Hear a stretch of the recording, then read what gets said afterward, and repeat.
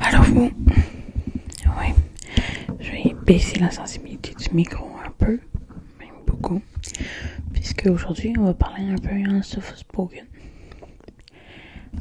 Même, je vais vous la mettre comme ça, pour être sûr que je sois vraiment proche du micro pour que vous compreniez bien.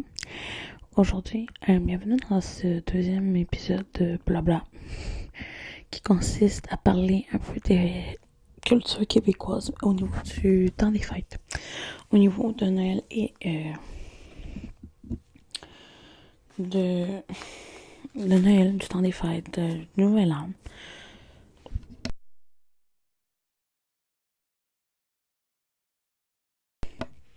Il y avait une voiture qui passait, je suis désolée. Bref, on va commencer souvent par le truc traditionnel. Souvent dans le même coin, on a la fameuse tourtière. Pour ceux qui connaissent pas ça, au niveau de la bouffe, au niveau de la nourriture, la tourtière, c'est vraiment genre the number one.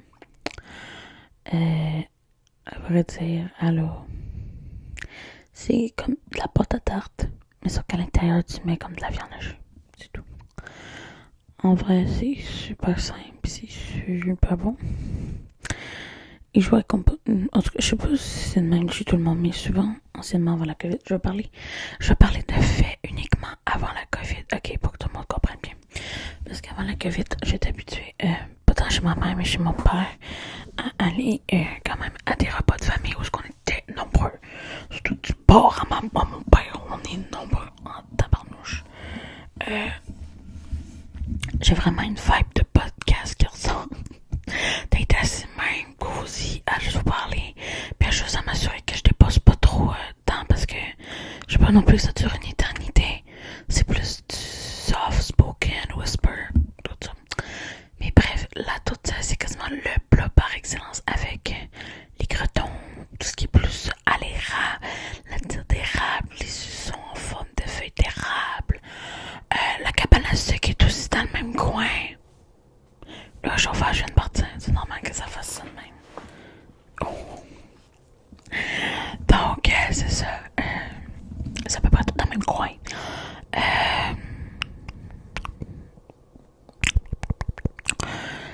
Sinon, souvent, du côté de mon père, souvent, c'était les grosses réunions dans des endroits comme des grosses salles réservées. De la famille là-bas, le bord de l'autre famille, puis nanana. Puis souvent, la moitié du monde là-dedans ont même pas un nom de famille en rapport avec le mien. Tu sais pas, tu danses en ligne, tu bois une petite goutte d'alcool parce que t'as pas 18 ans, mais t'en bois une pareille. Fondue au chocolat. Ah bon, un gros orgie de bouffe. Une belle grosse orgie de bouffe que souvent on a dans ces affaires-là. Malgré toi, tu manges, puis tu essaies de t'amuser. Souvent, il y avait un échange de cadeaux.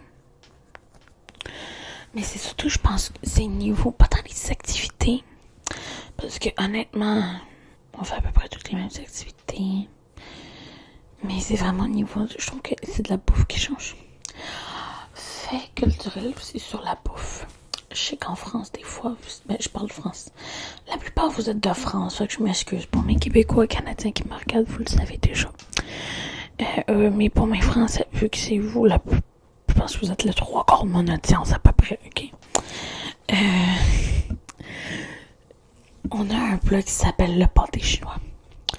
C'est un pâté qu'on servait aux esclaves chinois en 1500, quand les mines étaient après se faire creuser, et qu'on donnait à ces gens-là uniquement comme c'était quoi, c'était les trois ingrédients principaux étaient ce qu'on avait ici, autrement dit steak, donc du bœuf, de la viande rouge, des patates, des pommes de terre et du maïs, du blé d'Inde. Donc tu fais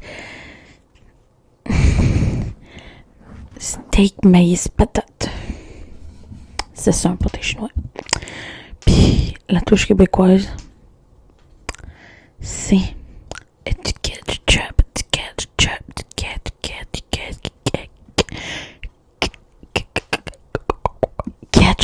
Ketchup.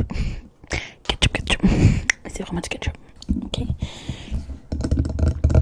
C'est vraiment du ketchup. Soit qu'on va du. Mais les ketchup, j'ai aussi appris que c'était une affaire qui était juste québécoise. Ben, pas québécoise, canadienne. Qu'on avait ça, ou que du moins les ketchup d'ailleurs goûtaient mauvais. Comme les Lay's au ketchup. Ça a l'air qu'on les a juste au Québec. Pas Québec, Canada. Vous allez voir cette semaine plus tard, il y a une autre vidéo où je déguste des bonbons et friandises qui sont uniquement au Québec ou au Canada. Que supposément vous avez pas en France. Je dis bien supposément. Si je me suis trompée, mais là, je suis désolée. J'ai passé une grosse demi-heure un soir à faire et bonbons friandises. Québec versus France. Là, ça me sortait juste des jujubes versus des commis. Puis oh, c'est pas ça que je demandais. Mais bref. Donc, ça, c'est un point un peu plus culturel à propos de ça. La bouffe, la tourtière, la tarte au sucre. Ça aussi, la fondue. Mais la fondue, quoi que c'est un peu répondu avec la raclette. On doit sûrement la faire de manière différente.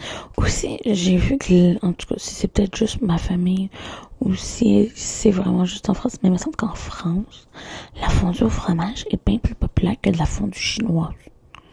C'est peut-être juste moi qui me trompe, ok? Je veux rien assumer officiellement à 100%. Ça se peut que ce soit moi qui trompe, parce qu'honnêtement, la fondue au fromage, c'est pas ça qui trompe chez nous. On est amateurs de fromage, mais pas à ce point-là. Fait qu'honnêtement, c'est ça. J'adore le vibe casual que ça donne, en vrai. J'ai juste l'impression d'être comme, hey, jamais. Mais c'est à peu près ça. Fait que cette vidéo-là va être un peu du Rumble. Je dis quasiment tout ce qui me passe par la tête, parce qu'en vrai, c'est pas mal ce qui se passe en ce moment. Donc sur ce, faites de beaux rêves, mes rêveurs, et on se dit à la semaine prochaine.